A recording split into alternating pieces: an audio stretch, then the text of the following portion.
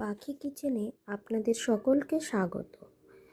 আজকে আমি রান্না করেছি মটন কিমা দিয়ে ঘুগনি। আমাদের সবারই কম বেশি ভালো লাগে এই খাবারটা, আমারও খুব ভালো লাগে। আমার বাড়ির লোকেরাও ভীষণ মজা করে খায় এই খাবারটা। যে কোনো রুটি কিংবা পরোটার সাথে দারুণ জমে যায় এই ঘুগনি। তো আমি আজকে মটন কিমা দিয়ে ঘুগনি বানিয়েছি। প্রথমে মটরগুলোকে জলে ভিজিয়ে রেখেছিলাম আমি। জলে ভিজিয়ে রেখে তারপরে যখন এটা ফুলে গিয়েছে তখন আমি এটাকে প্রথমে সিদ্ধ করে নিয়েছি। সিদ্ধ করে নেওয়ার পরে আমি একটা মশলা বানিয়ে নিয়েছি। সেটার মধ্যে দিয়েছি গোটা জিরে, গোটা ধনে আর শুকনো লঙ্কা আর গোটা গরম মশলা দিয়ে আমি এটাকে খালি কড়াইতে ভেজে নিয়ে ঠান্ডা করে ওটাকে গুঁড়ো করে নিয়েছি। তারপরে আমি আলু কেটে ছোট ছোট টুকরো করে নিয়েছি। আর এরপর আমি পেস্ট বানিয়ে নেব, যেখানে আছে আদা, রসুন, কাঁচা লঙ্কা, টমেটো আর অল্প কিছু পেঁয়াজ।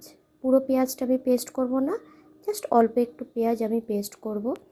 পেস্ট করে সরিয়ে রেখে এই আলুগুলোকে আমি হালকা করে ভেজে নিয়েছি, দেখতেই পাচ্ছেন।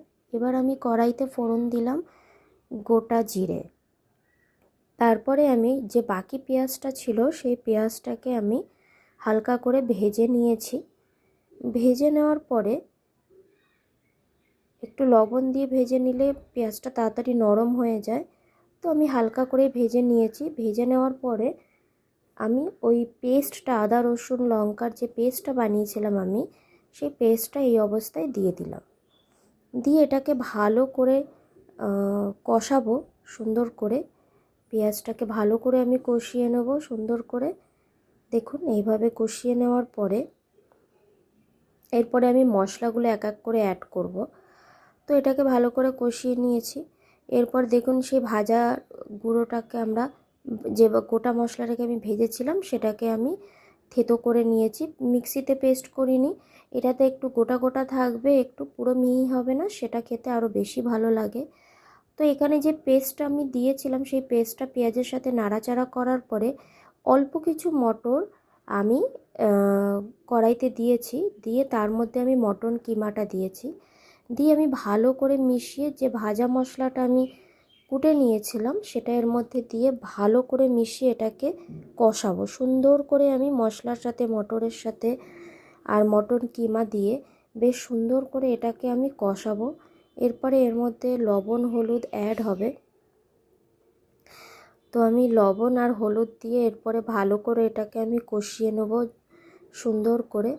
এতে কি হবে, সুন্দর একটা ফ্লেভার ঘুগনিতে তৈরি হবে।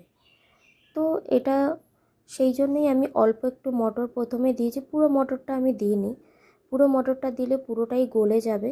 তো সেই কারণে আমি অল্প কিছু মটর আমি দিয়ে আগে মটনের সাথে ভালো করে কষিয়ে নিয়েছি। কষিয়ে নেওয়ার পরে আমি এর মধ্যে আলুগুলোকে অ্যাড করে দিয়েছি। আলুগুলোকে অ্যাড করে দেওয়ার পরে আমি এটাকে একটু জল দিয়ে ভালো করে কষিয়ে নেব এবং বাকি যে মটরগুলো আছে সেগুলো আমি এই অবস্থায় এর মধ্যে দিয়ে দেব। দিয়ে দেওয়ার পরে এটাকে আমি বেশ ঢাকা দিয়ে বেশ কিছুক্ষণ 10 থেকে 15 মিনিট আমি ঢাকা দিয়ে এটাকে কষিয়ে নেব। কষিয়ে নেওয়ার পরে দেখুন একটা সুন্দর একটা কালার চলে এসছে। এটাকে সুন্দর করে কষিয়ে নিয়েছি আমি। কষিয়ে নেওয়ার ফলে বেশ সুন্দর হয়ে গেছে। এবার আলুগুলো আমি দেখে নিচ্ছি এর মধ্যে আলুগুলো গলেছে কিনা। হ্যাঁ, আলুগুলো সুন্দরভাবে গলে গিয়েছে। তো সুন্দর একটা ফ্লেভারও আসছিল ঠিক এই সময়। বেশ সুন্দর একটা গন্ধ তৈরি হয়েছিল ওই ভাজা মশলাগুলো দেওয়াতে। বেশ মটনের সাথে মিশে একটা সুন্দর একটা গন্ধ তৈরি হয়েছিল। যখন দেখলাম ভালো করে জাল হয়ে গেছে, আলুগুলো গলে গিয়েছে, তখন আমি এখানে দিয়ে দিয়েছিলাম গরম মশলা গুঁড়ো। গুঁড়ো গরম মশলাটা দিয়ে দিয়েছি, দিলে একটু বেশ ভালো লাগে। একদম রেডি আমার মটন কিমা দিয়ে ঘুগনি। একবার তৈরি করে দেখুন।